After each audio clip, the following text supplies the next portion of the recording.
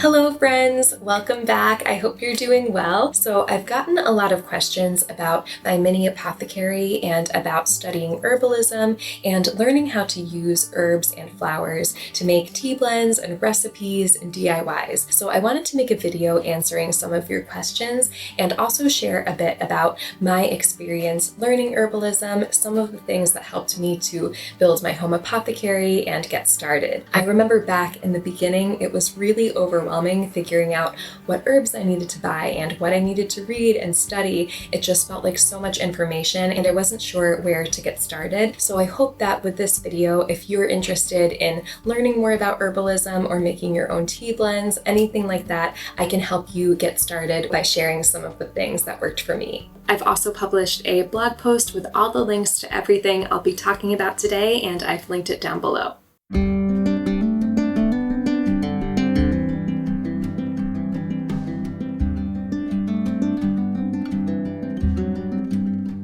I first started my home apothecary a little over 2 years ago when we moved here to the cottage, and I really wanted to start working with herbs and learning how to cook with them, but I knew I didn't have a lot of space to work with because we have really limited cabinets and pantry space here at the cottage. So I decided to do a mini apothecary, and I found this adorable mini white wicker cabinet on Facebook Marketplace for only $15. It was such a good deal, and it was the perfect size for all my jars. I've had a lot of questions asking if I can share the link to this cabinet, but unfortunately I haven't been able to find this exact cabinet anywhere online, but I would definitely search white wicker mini cabinet on Facebook Marketplace near you or eBay and just see if they have anything similar. And you can definitely check your local thrift store as well. They might have something similar. And I will also leave some links in the description to other mini cabinets I found online that I also think would be great for a home apothecary. One thing I wanted to mention really quickly is I have my herbs by a window, so they are getting some exposure from the sun throughout the day. Technically, you're not supposed to keep your herbs in the sunlight because it can affect the freshness of the herbs over time.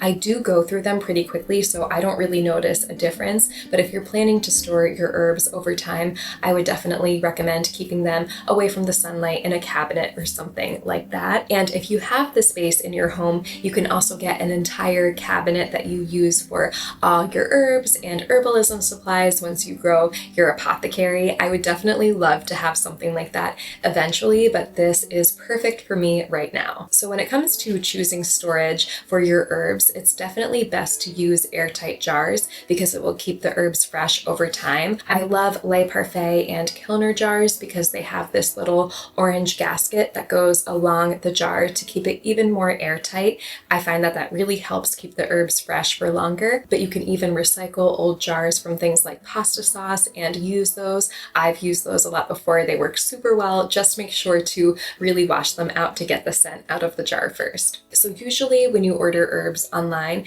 they'll come in bulk and they'll arrive in these really big bags. This one was about 2 times the size it is now because I've used a lot of this. But what I do to make it easier to use is I'll pour the herbs from the bag into the jars, and then I'll just refill them and keep these in my pantry. Another tool I love for organizing my apothecary is my label maker. I use this to make all the black labels on the jars, and I love how they look and how fun and easy it is to make the labels. Mine is from the brand Astro, and I got this online from Poshmark. I believe this was actually made in the 70s or 80s, so it is an older label maker, but it works super well. And I was actually researching these online before I got this one, and a lot of people recommended buying a vintage label maker instead of a newer one because they work better. So definitely recommend checking out your local thrift store, Poshmark, or eBay to see if they have any of these in stock.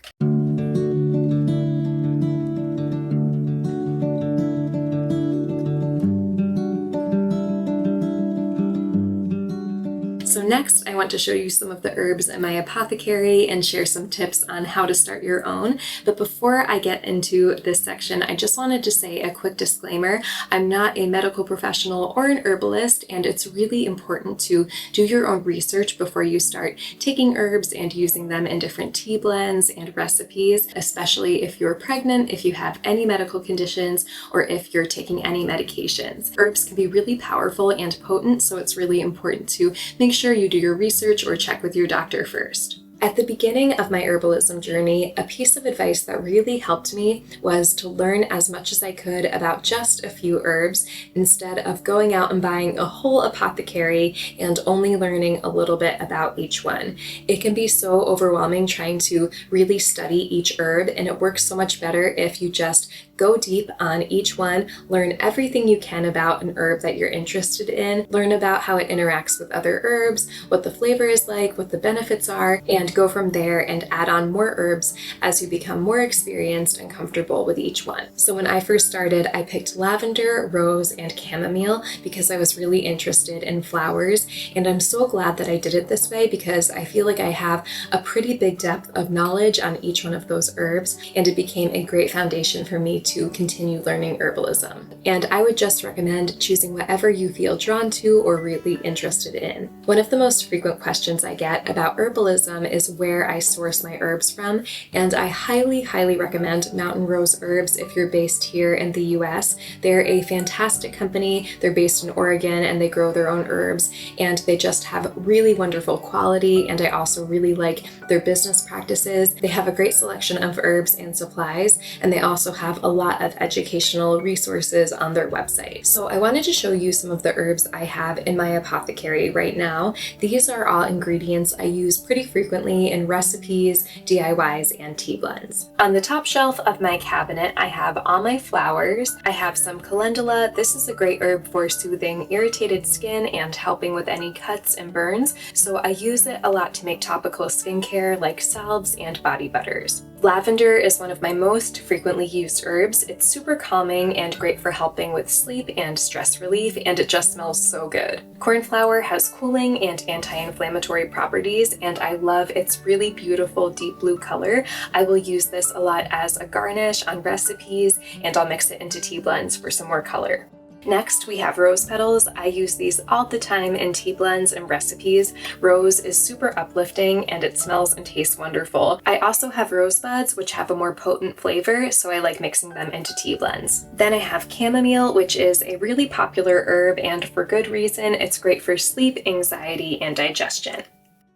Then on the bottom, we have some lemon balm. I love lemon balm. It's very soothing and mood boosting, and I really like the taste. My favorite way to enjoy lemon balm is iced during the summer. Hibiscus is very cooling and rich in antioxidants, and it also has a fantastic taste. It's almost similar to cranberry. It's kind of tart and fruity, and I love drinking it during the summer. I have some more rose petals on the bottom, a little extra chamomile I have to use up, and then in the way back here I have some peppermint. Peppermint is really cooling and great for digestion and headaches. Along the side in these bigger jars, I have some more peppermint. I also have nettle. Nettle is really rich in minerals like iron and calcium, so it can be a great herbal supplement.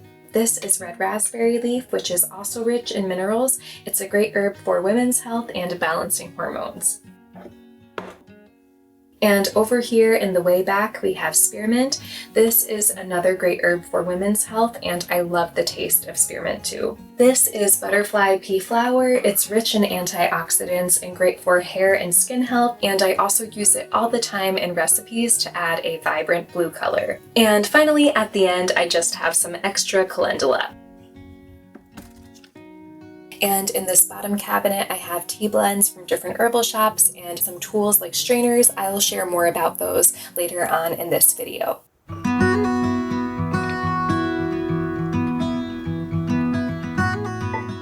Next, I wanted to share some of my favorite apothecary tools. These are things I use regularly to make herbal recipes, DIYs, and tea blends. I use tea strainers on a daily basis. These two are stainless steel and they're great for putting right into your teacup. And I love this one because you can use it to scoop the herbs directly out of a jar and put them right into a cup of tea.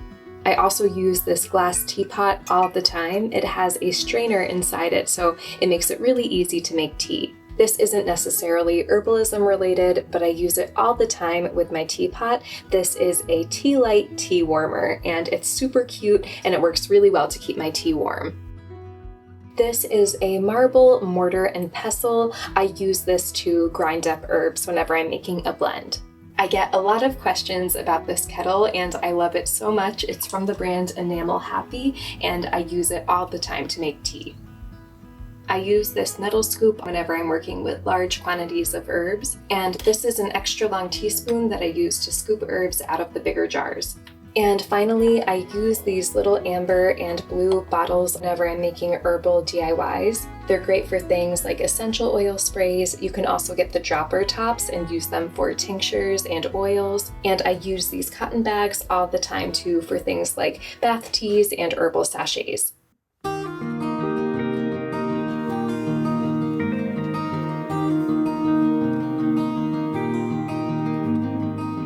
I wanted to share a bit about herbal education and show you some of the books and resources that have helped me. If I could only choose one book to recommend to beginner herbalists, it would be Rosemary Gladstar's Medicinal Herbs. This was such a helpful book for me when I first started learning about herbalism. It's divided into sections based on really common herbs that you can find in grocery stores or you can grow in your garden, things like basil and ginger that are really accessible, and I really loved this book for that reason. There is an introduction to the benefits and properties of each one, followed by simple recipes you can make at home. I've made a lot of recipes from this book and they all turned out amazing. And I also love Rosemary Gladstar. She's so sweet. I follow her on Instagram and she's always sharing tips and advice to beginner herbalists. So I definitely recommend checking out her book and her Instagram. This next book is one I've really been enjoying lately. It is Northeast Medicinal Plants by Liz Neves. This has been a really great guide to foraging in the Northeast where I live,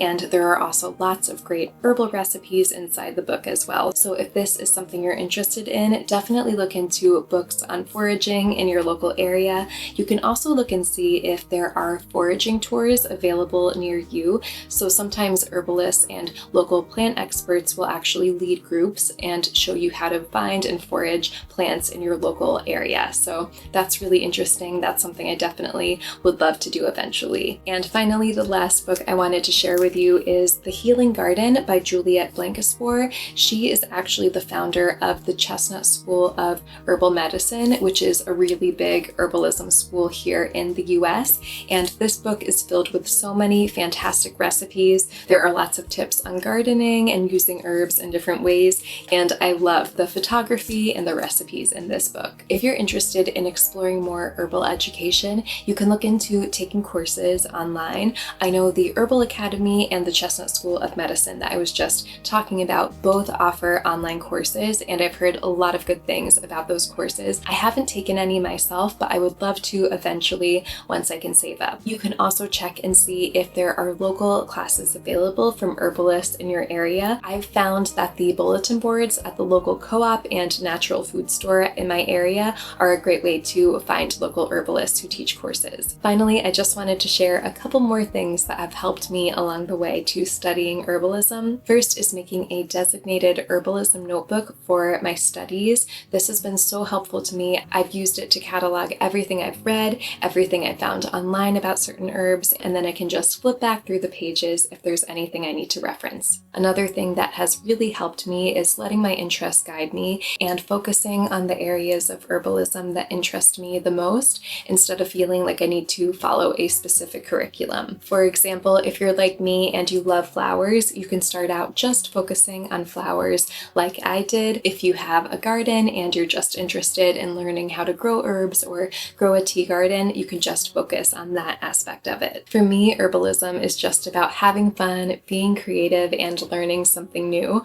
I remember when I was a little girl, I would go into the backyard and mix together soil and grass and flowers and try to make little potions. And I'm sure many of you had similar experiences. And for me, herbalism feels like doing that as an adult. It's just a lot of fun and a great way to be creative. So I hope this video was helpful. If you have any other questions, please feel free to leave them in the comments below and I will do my best to answer them. Thank you all so much for watching, and I will see you next time.